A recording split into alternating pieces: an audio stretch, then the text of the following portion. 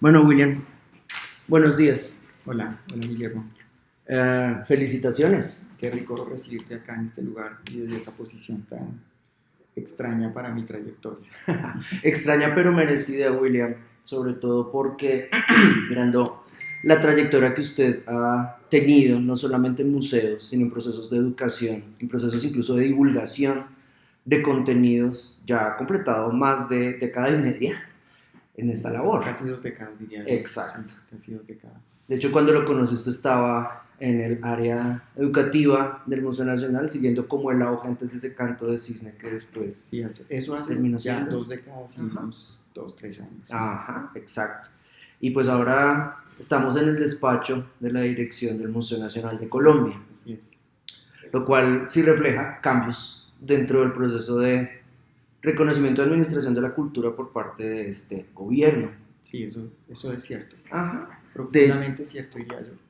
Sí, y necesariamente cierto. Sí, Porque de hecho siendo como una reconstrucción de los últimos momentos en que el Museo Nacional estaba en el candelero, pues básicamente en el gobierno anterior a la salida abrupta y escandalosa de Daniel Castro, después cuando llega el desastre de Felipe Buitrago, pues él adscribir el Museo Nacional al área naranja del Ministerio de Cultura, debilitándolo por completo y casi que convirtiéndolo en una carpa de circo para organizar cualquier cosa sin planear, por ejemplo, exposiciones relacionadas con la migración venezolana y otros desastres como Hijas del Agua, etcétera.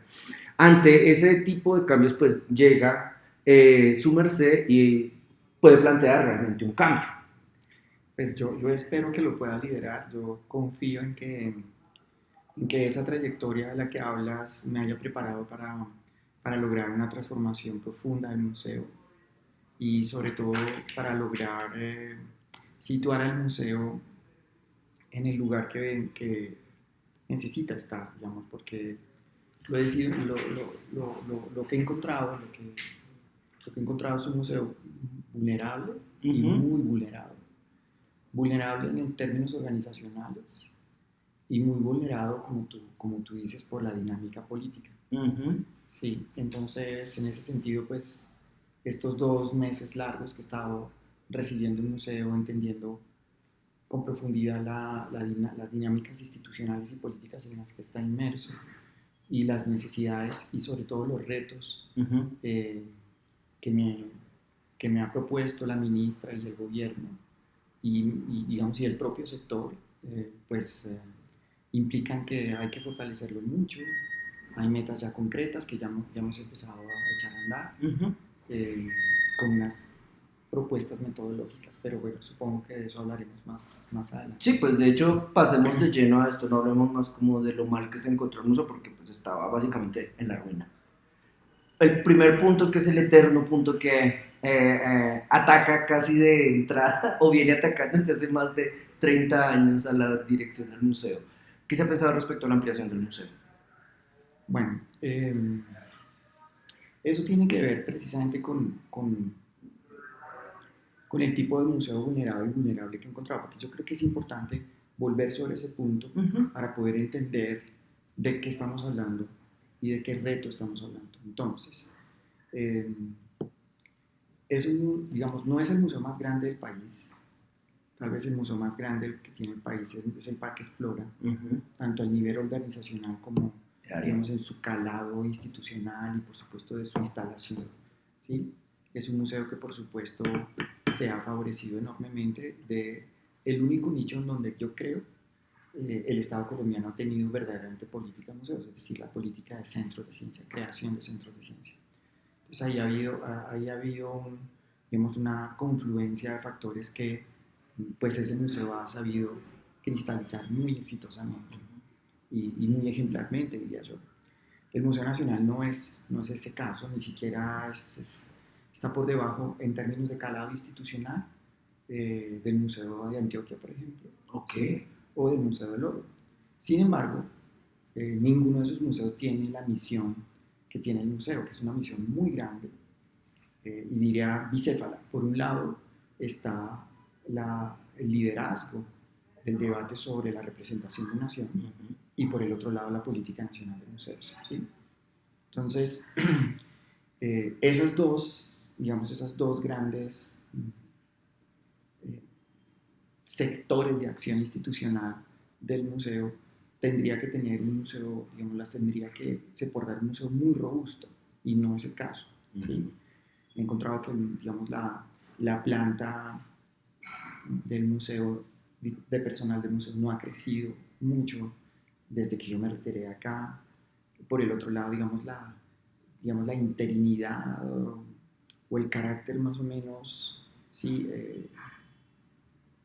interino con el que se ha desarrollado toda la planta es muy importante. Sigue siendo un museo sin museología, que es uno de los temas más fuertes en los últimos días, digamos, analizando digamos, las iniciativas dentro del museo. Pues hay iniciativas que finalmente hacen que el museo que recibo sean como 5 museos al mismo tiempo.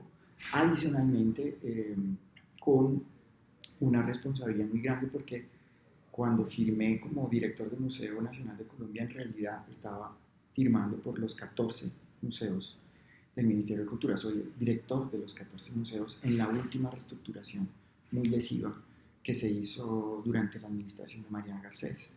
¿Sí? Entonces, esos son elementos que me parecen a mí muy importantes para tener claridad. Digamos, podríamos ahondar muchísimo más sobre esos temas, sobre la debilidad del tema presupuestal, sobre la debilidad del tema técnico. Es muy complejo lo que está ocurriendo, digamos, lo que hay que superar allí y lo que hay que hacer visible y sobre todo hacer comprensible. En ese contexto aparece la pregunta que tú me haces. Además de ser un museo con esta situación tan compleja, pues es un museo que podríamos caracterizar como un museo en situación de desplazamiento, porque como un sector del ámbito museal y del ámbito cultural sabe, el Ministerio de Cultura no es dueño de este edificio, tampoco del lote sobre el que el edificio está, ni sobre el que se ha proyectado históricamente la ampliación. ¿Sí?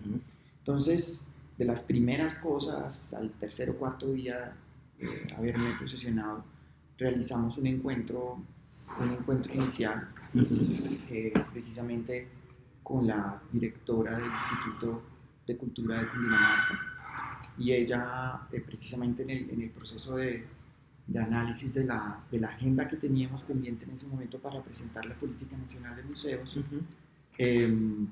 hicimos un trabajo muy interesante, y yo le expresé mi deseo de poder encontrarme con el gobernador, y adicionalmente, al mismo tiempo, al equipo del museo yo le propuse que empezáramos a elaborar una propuesta global, una propuesta importante para poder imaginarnos y destrabar además la negociación, ¿sí?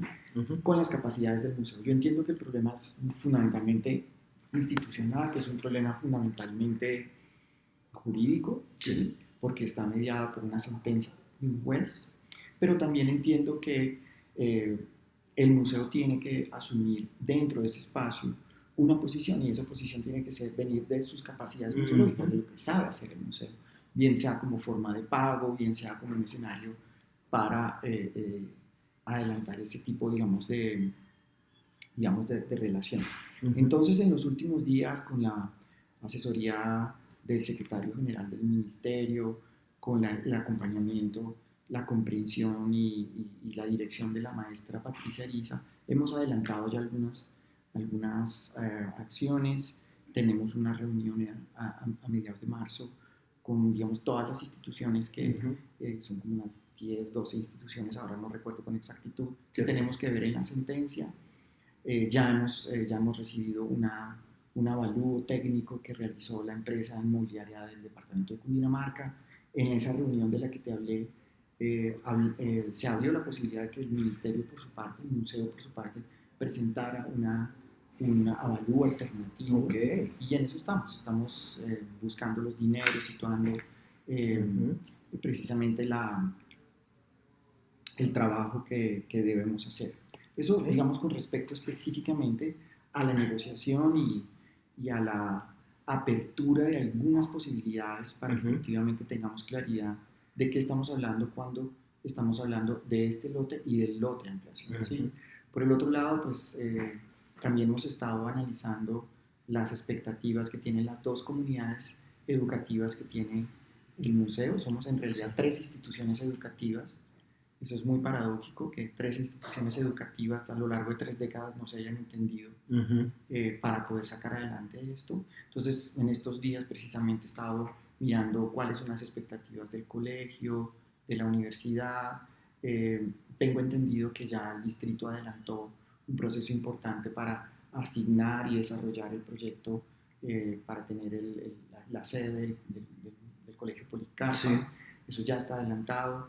Estamos mirando en qué momento nos podemos encontrar con la rectoría de la universidad. Yo creo que eso es muy importante. Claro. Pasar de una, digamos, de una relación más o menos pugnaz o implícitamente descortés a una relación que tiene que ser muy cordial y sobre todo muy comprensiva de las expectativas que tienen esas dos comunidades estudiantiles y académicas, ¿verdad? Yo soy profesor y vengo de la universidad pública más importante del país y para mí es muy importante que el ministerio y particularmente la dirección del museo comprenda que se trata de una dinámica que incluso podría llegar a ser pedagógica, que podamos aprender las 3 comunidades de nuestras debilidades, de nuestras posibilidades y efectivamente poder encontrar redes solidarias e institucionales que nos permitan a cada una de las instituciones cumplir, así sean en el largo plazo, los deseos que cada una de ellas tiene. ¿Sí? Adicionalmente, digamos, también he estado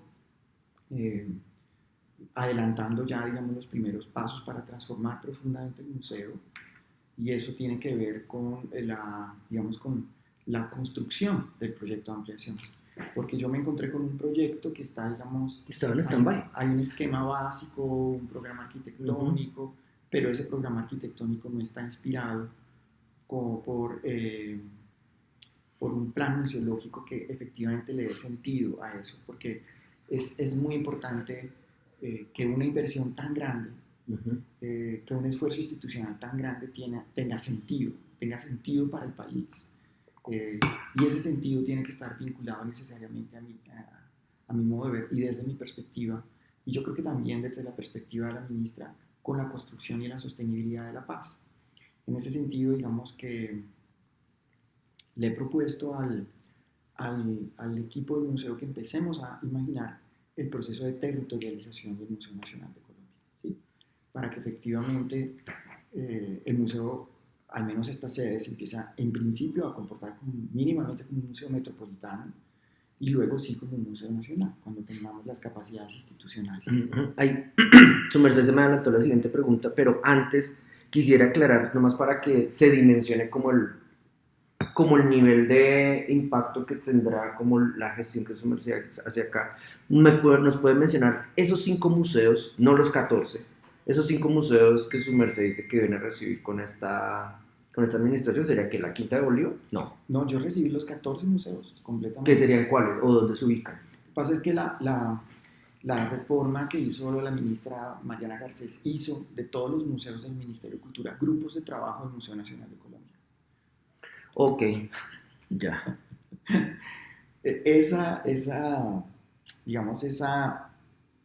La hondura de esa reforma en términos museológicos, el carácter lesivo de esa reforma. Centralista a morir. No solamente centralista, sino que, bueno, tú has trabajado en museos, tú eres trabajador de museos, como yo. Vienes también del proletariado museológico, como decía en un artículo que sacaron en El Tiempo. El carácter lesivo de esa reorganización en términos de las capacidades museológicas de cada una de estas instituciones es muy grande. ¿Sí? Entonces, son los 14 museos que tiene el ministerio, los 5 que tiene en Bogotá y los 9 que tiene en territorio. ¿Sí? Los 5 que tienen Bogotá, digamos que uno podría decir que, bueno, sobreviven, no se corresponden con todos los trabajos, con Elvira Pinzón y con Constanza Toquica, cada una dirigiendo 2 museos. Eso es impresentable. En ningún lugar del mundo Es cierto. En ningún lugar del mundo un director dirige dos museos, a menos que sea por una coyuntura y por un encargo, pero no por una... Salvar las obras del Prado y ese proyecto, sí, y ya, y termina. Algo de ese orden. Pero por el otro lado, tampoco, como le sucede al Museo Nacional, ningún museo grande del mundo se encarga de la política nacional de los museos. Es decir, el Museo del Prado no es Política la nacional de museos en instancia España. que se encarga de desarrollar la política en museos de España, ni el Museo del Louvre es el que se encarga de la política nacional de los museos de Francia. Eso no sucede. Entonces, sacar del Museo Nacional de Colombia la política nacional de museos para crear o una dirección de museos, una dirección nacional de museos, o un instituto colombiano de museos, dependiendo de cómo se mueva la coyuntura política, implica por el otro lado fortalecer profundamente al museo, fortalecerlo y robustecerlo, no solamente en términos, digamos, de su capacidad técnica, sino en su capacidad de representar la nación. Y eso implica necesariamente hacer una cirugía a corazón abierto, muy compleja. Que bajo las balas, en una zona descampada y sin luz. Sí, sí, exacto. Sí, porque la guerra no ha terminado. Implica necesariamente reformular completamente su gobernanza, implica reformular completamente su imaginario. Hace poco le decía de forma muy polémica en el comité directivo del museo, una de las cosas que tenemos que hacer a lo largo de este año, que el museo cumple 200 años, es reformular el logo. Sería un gran, además de eso, sería como un primer gran regalo para estos 200 años. Es posible. Porque el logo parece una reja. Lo hizo Salamea, pero parece una reja. Es que, a ver, yo les decía algo que me parece, a mí el logo me parece muy bello. Gustavo se inspiró, es un logo muy efectivo, muy eficaz, es muy conocido internacionalmente. Pero el propio logo plantea un manto de olvido sobre lo que sucedió en este museo, en este edificio, en este edificio, que es uno de los capítulos de la ignominia de la historia nacional más graves, ¿verdad? Entonces yo creo que ese no puede ser el principio de construcción de un proyecto de museo nacional. Tiene que ser una imagen inspiradora, tiene que ser una imagen que efectivamente cristalice, corporice, haga cuerpo un proyecto de esperanza nacional. Sé que la tarea ahorita suena de pronto un poquito rimbombante o acaso ingenua, pero la idea es que efectivamente hagamos una reflexión profunda y descentremos completamente la idea de que el museo es el edificio. En una conferencia que he dictado múltiples veces en esta tarea de alfabetización museológica nacional que nos ha tocado realizar a Edmund Castel, a Marta, que se nos murió, y a quien te habla, pues yo hago 4 afirmaciones que me parecen claves. Un museo no es un edificio, un museo no es una colección, un museo no es una exposición, un museo no es una página web.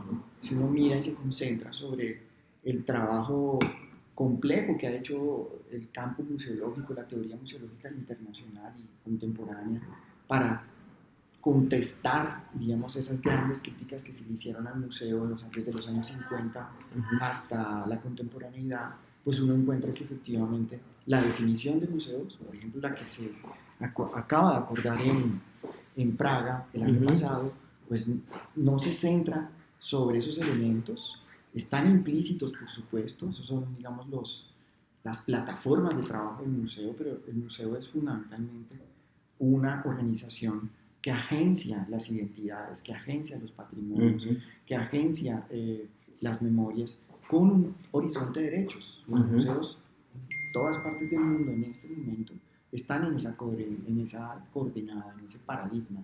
Los museos hacen posible el ejercicio de los derechos culturales de las comunidades a las que se deben por origen y por destino. Eso me parece muy, muy importante, ¿sí? Entonces, responder esa pregunta implica pues muchos niveles muy complejos, como te digo. Yo llegué, y eso creo que me parece importante subrayarlo, en un proceso de reconocimiento que ya implica, digamos, como ya de entrada implica una especie de concertación con el sector de museos. Ujú. ¿Sí? Yo creo que es muy importante. Yo no soy militante de ningún partido. Ni heredero. Usted no es López de... No, para nada. Yo no Ujú. participo de ningún circuito oligárquico. Sí. Y yo creo que eso es muy importante. Digamos que en la, digamos del trabajo que hizo la maestría en museología durante estos 20 años, casi 20 años de trabajo, fue la configuración de una red de museos que no estaba en la órbita que generó históricamente primero la Red Nacional de Museos y luego el Programa de Fortalecimiento de Museos. Y esa red está fuera, estaba fuera de ese circuito, digamos, de ese ámbito muy paternalista, muy paternalista. Es una relación de las críticas fuertes que yo tengo ahí, una relación paternalista que inmoviliza el agenciamiento político del sector de la. Entonces es la Alianza Colombiana de Museos con su agencia.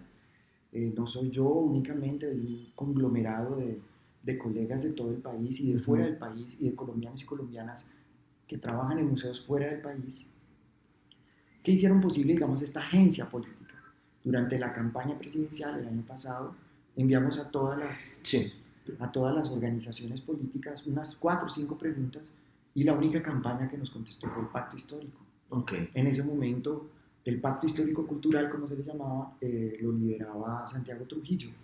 Yo no conocía personalmente a Santiago, tenía por supuesto referencias de él por su paso por el Artes de Bogotá.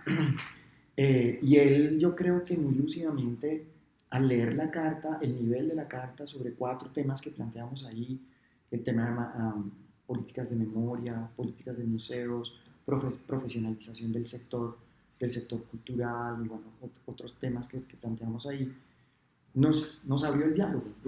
Y ese diálogo le llevó a que ya cuando el presidente Petro fue elegido,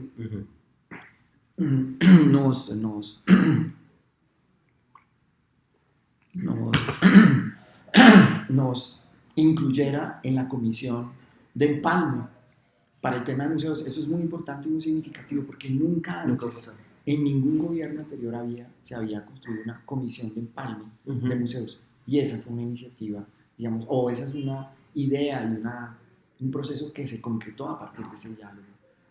Yo finalmente coordiné esa mesa de empalme. En ese momento yo no tenía ni la menor idea que iba a asumir la dirección del museo. Eso no ocurrió así.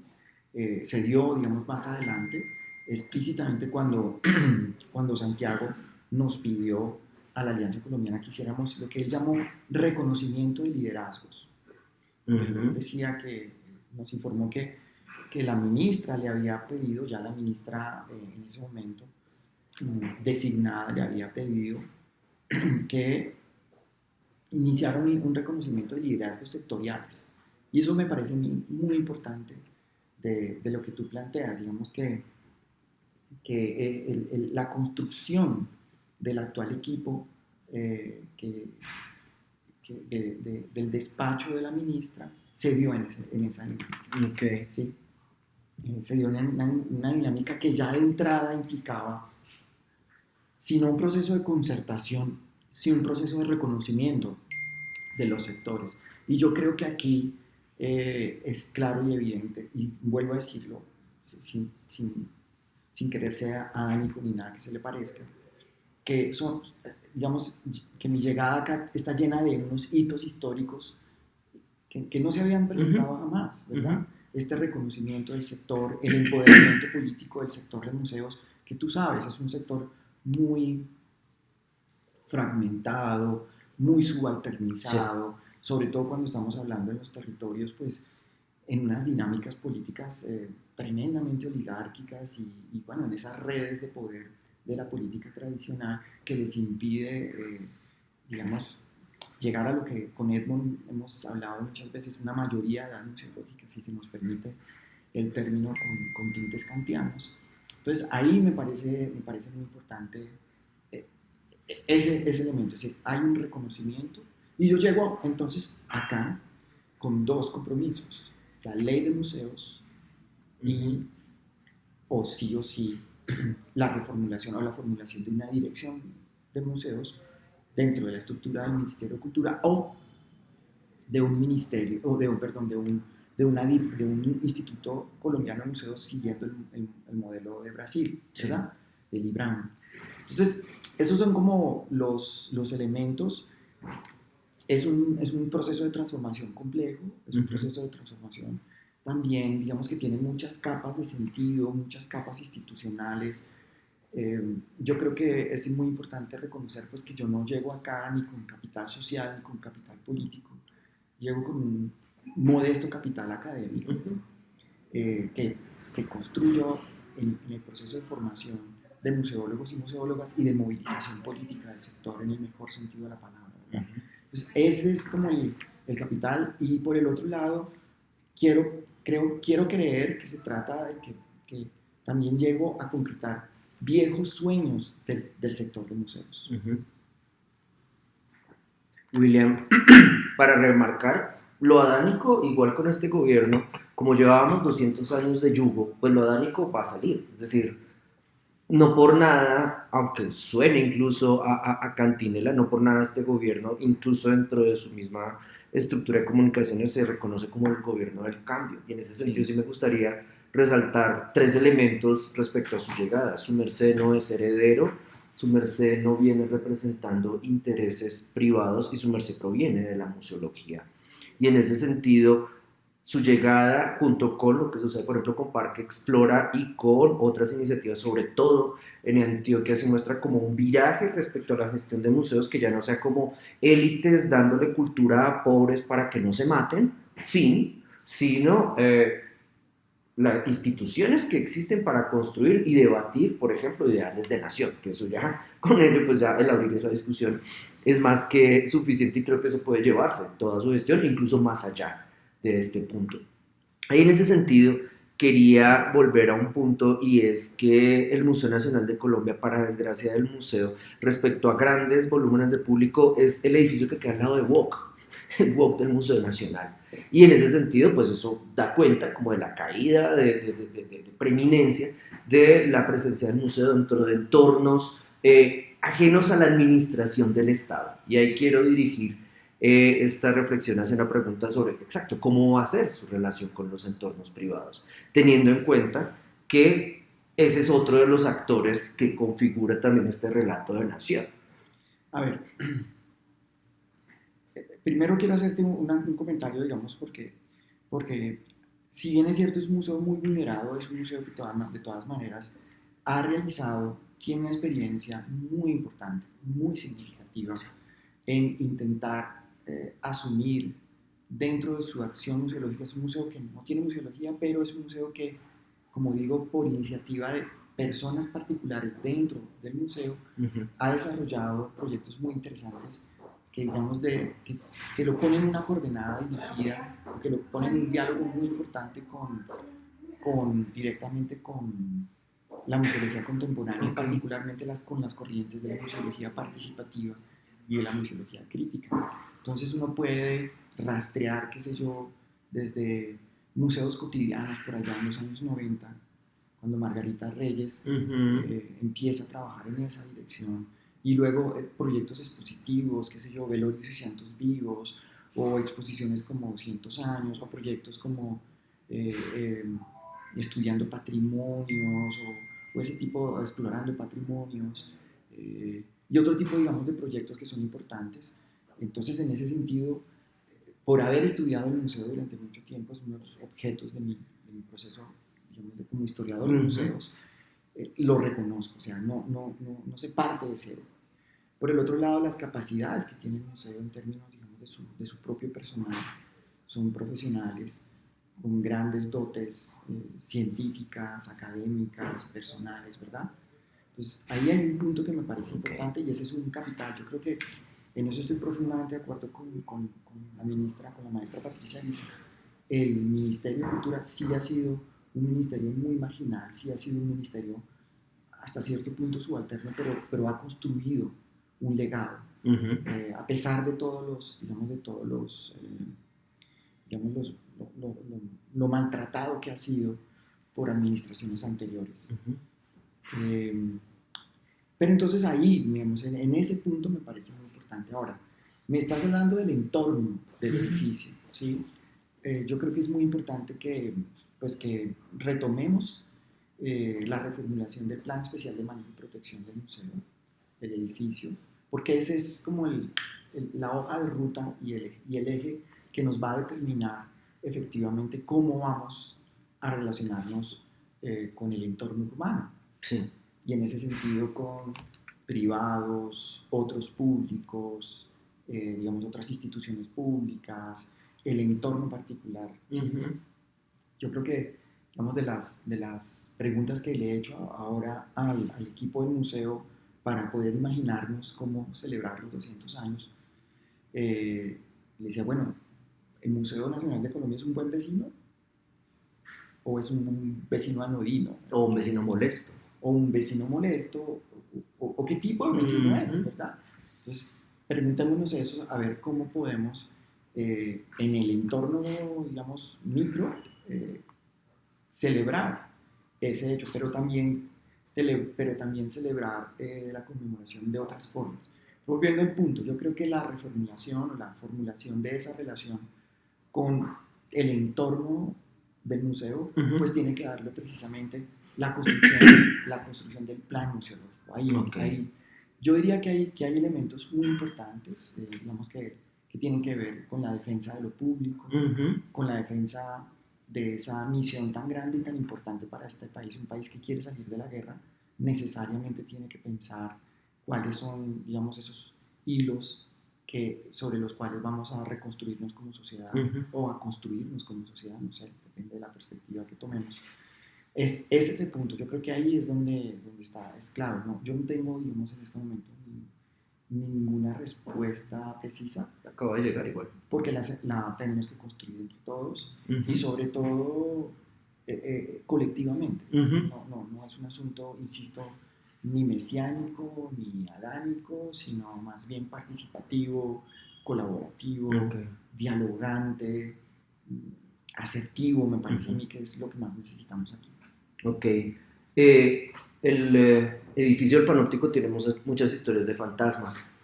Cuando yo trabajaba acá como monitor docente, atendiendo público, recuerdo una historia que empezó a circular entre el cuerpo de vigilancia cuando se dio el traspaso de Bavaria a Saab Miller, y era que en la sala dedicada o llamada, de hecho, Nuevo Reino de Granada, se mandaron a apagar las cámaras, llegaron los australianos, llegaron los brasileños, llegaron los colombianos y se brindó con una cerveza producida en Colombia.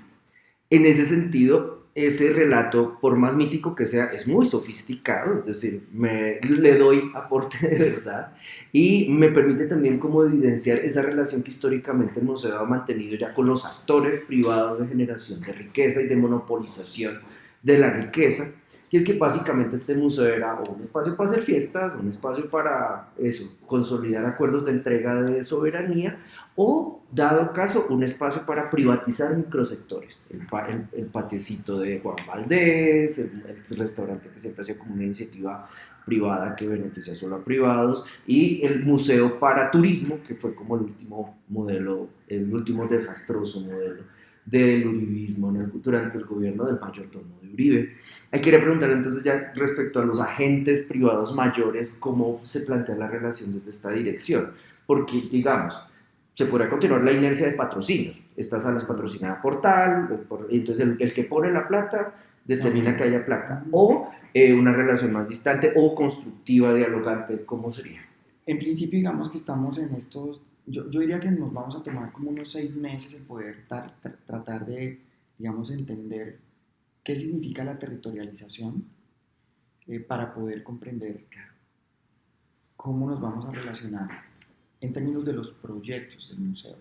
Y lo que yo he encontrado es que sí ha habido una colaboración muy activa, muy activa de privados a proyectos del museo, pero lo que me encuentro es que esas iniciativas desarticulan el museo porque vienen de afuera y no parten del museo, no han partido del museo, ¿sí? Entonces, por ejemplo, me encuentro, sí, que el equipo de educación respondía a 3, 4 proyectos que estaban financiados por externos muy bien intencionados, no digo que no, muy pero imponiendo hegemonía. Muy interesantes, pero lo que tú acabas, rompiendo la soberanía museológica y la autonomía museológica, o sea, no partían de proyectos internamente construidos acá, articulados a la misión, sino a agentes externos. Eso ha generado, digamos, dentro del museo, insisto, una desinstitucionalización muy grande. Me encuentro 3, 4 museos con liderazgos, pero al mismo tiempo con rupturas muy duras dentro del equipo, ¿verdad? Entonces, es como si en el museo hubiese 4 o 5 direcciones, o como si la dirección del museo hubiese cubierto una gran cantidad de iniciativas que no necesariamente estaban articuladas, ¿verdad? Pues hay que articularlas. Y esa articulación tiene que ver con el tema de territorialización. Yo le he propuesto al equipo del museo iniciar un ejercicio. Si entendemos que una de las mayores críticas que ha recibido esta institución, el Museo Digo, son críticas del orden de la representación, ¿sí? Del orden, digamos, de su impacto social. Es un museo endogámico, es un museo ensimismado, es un museo elitista, oligárquico, es un museo que no responde a un régimen de representación democrático verdaderamente. Entonces, vámonos a la pepa dura del asunto. Entonces, lo primero que les estoy proponiendo es, bueno, convirtamos el Museo Nacional en una institución que va a jugar de forma protagónica en el Sistema Nacional de Ciencia. O sea, el museo tiene 4 curadores, todos doctores, curadores y curadoras, pero no tiene grupo de investigación. Es cierto. No produce material académico, es decir, producen documentos, pero estos no tienen y todos son muy sofisticados, pero no se reconocen en ese escenario. Como que hay una labor esquizofrénica, ¿no? Se produce lo académico y por acá se investiga. Claro, pero digamos, no es un asunto meramente mecánico de vamos a convertirnos en centros de ciencia, no, cierto.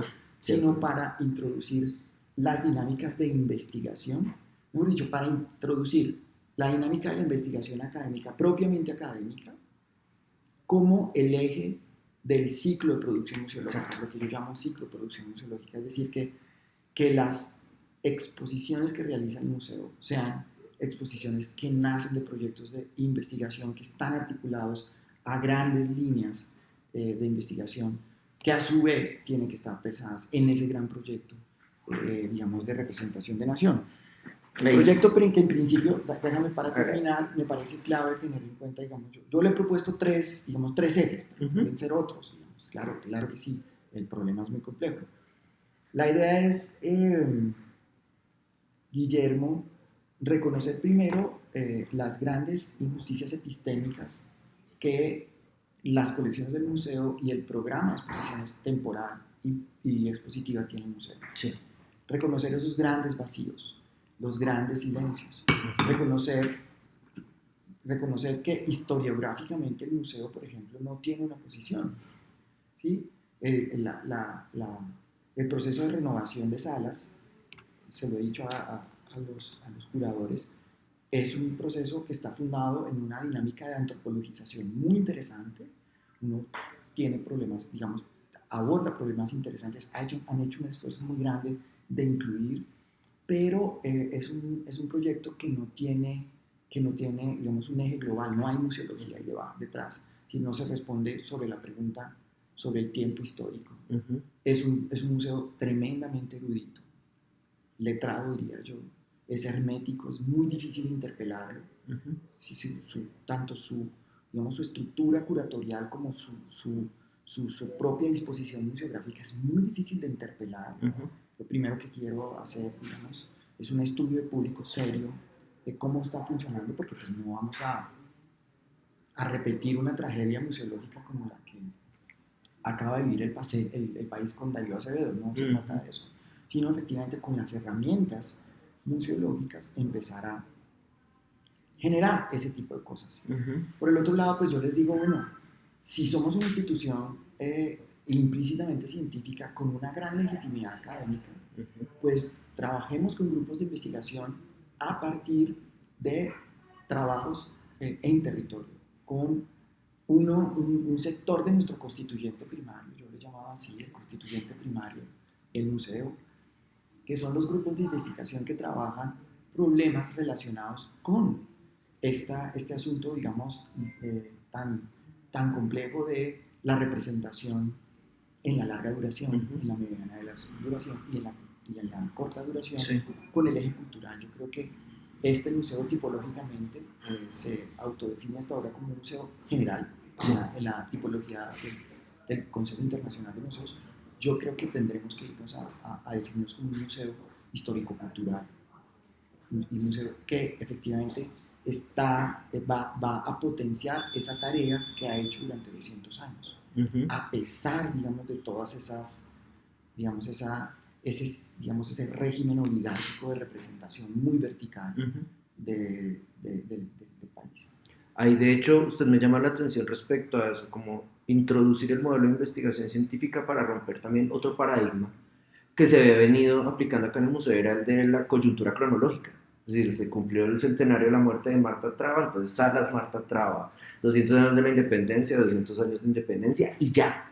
Y en ese sentido se había convertido como un museo que recordaba un calendario, sí, sí, y hasta ahí llegaba. Sí, no, la idea es pasar, digamos, de un ciclo de producción museológica, digamos, coyuntural, a un ciclo de producción que tenga 5 años, en el que tú arrancas un proyecto de exposición con un grupo, qué sé yo, un ejemplo cualquiera, vamos a trabajar comunidades palenqueras en siglo XVII, XVIII, y lo vamos a hacer con unos materiales que acaba de recibir el museo, unos materiales, y vamos a trabajar en principio con un primer seminario, por supuesto con un grupo de investigación en Cartagena, eventualmente un grupo de investigación en el Magdalena, y eso implica que ya de entrada el escenario con el que estamos construyendo, los interlocutores con los que estamos construyendo el proceso propiamente curatorial, ya esté territorializado y nos vaya señalando el ciclo, claro, de itinerancias de esa exposición y el tipo de interlocuciones institucionales con públicos y privados a partir de las cuales vamos a financiar esos proyectos. Y ya te estoy contestando, claro, la anterior pregunta. Sí. Es cambiar completamente el modelo. Como Fedegan financiando una exposición sobre paramilitarismo sería divino. No, eso no le toca a su merced. Ese no es, digamos, ese sea un tema del resorte del Museo Nacional de Memoria. Ese es un reto grande. Sí, pues porque Fedegan pagó para que no se contara cierta historia de cuando estaba Acevedo. No sé, mira, digamos, esos temas tendremos que abordarlos, ¿cierto? Pero tendremos que abordarlos con un rigor museológico que hasta ahora no ha tenido ni este museo ni otros museos en el país. William, para terminar, una de las mejores exposiciones en lo que va corrido de esta accidentada década fue Huellas de Desaparición, que contaba un relato bastante grave en la configuración de la historia contemporánea de Colombia, a la cual todas las instituciones dedicadas a la construcción de memoria, incluida la memoria de Belisario Betancur, decidieron darle la espalda. Una de las preguntas que se hacía al público era, ¿y por qué Huellas de Desaparición no se hace en el Museo Nacional? Y en muchos casos tenía que ver como con el modelo de gestión que implementaron dentro del Banco de la República y como la manera como desarrollaron tanto gestión, investigación y museología. Ahí quería preguntarle respecto a, y esta pregunta perfectamente puede quedar como en un silencio, no puedo responder o no quiero.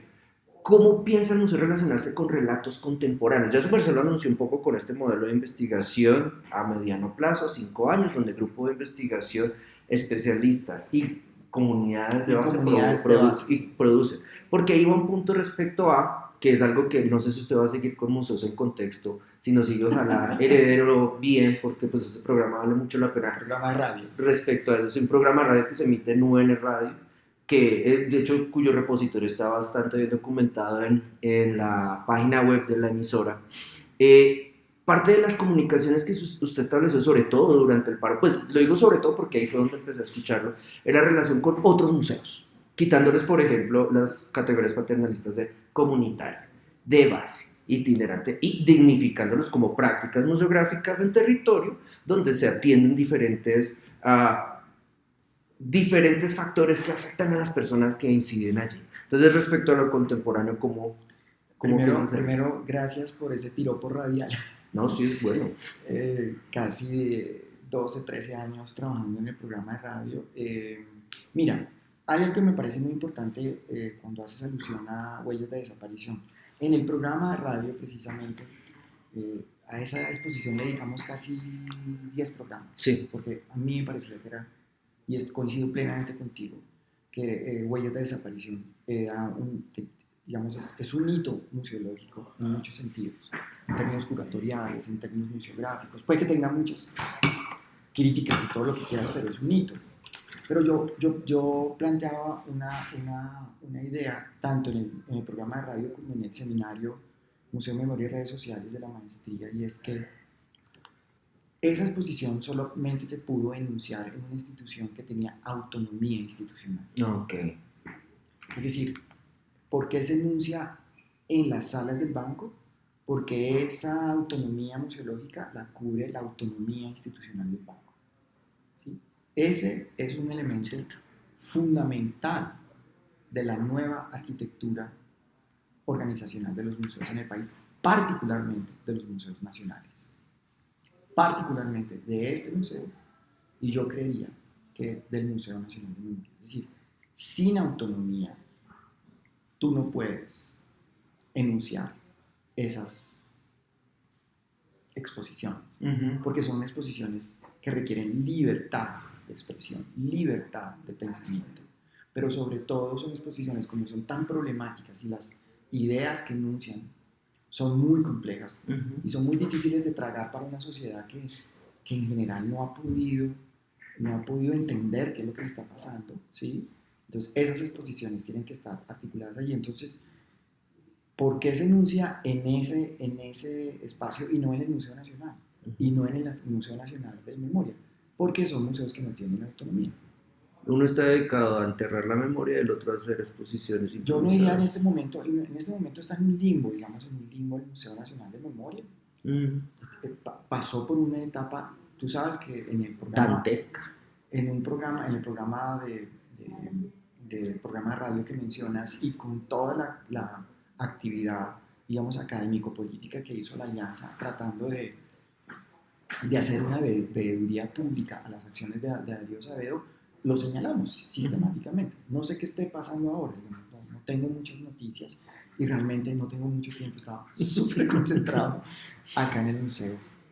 Entonces, yo creo que es muy importante señalar que dentro de la arquitectura organizacional que necesitamos construir y que necesitamos, digamos, proponerle a través del Ministerio de Cultura al alto gobierno y al país y al sector de museos, está ese pivote de la autonomía museológica.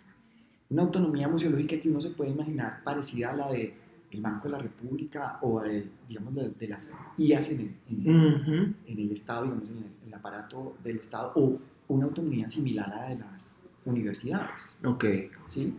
Pero esa autonomía implica necesariamente la construcción de unas instituciones muy robustas en términos institucionales, en términos curatoriales, en términos propiamente, digamos, organizacionales, ¿verdad? Sí.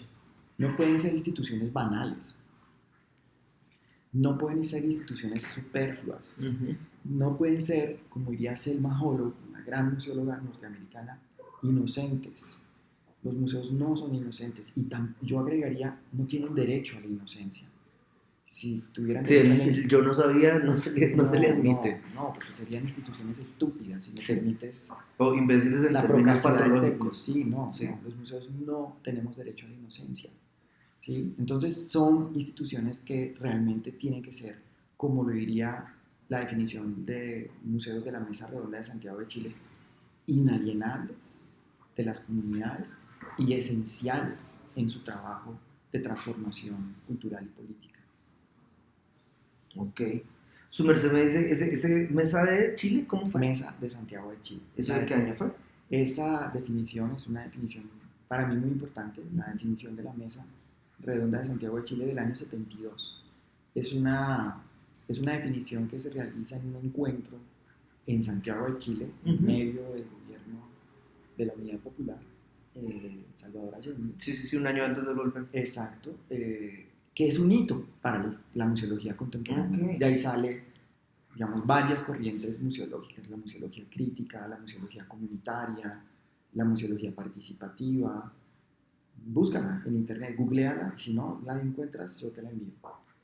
Listo, William. Muchísimas gracias. No, Guillermo, muchas gracias a ti por este diálogo, siempre es muy grato volver a hablar contigo, Vale. volver a encontrarnos. Muy bien.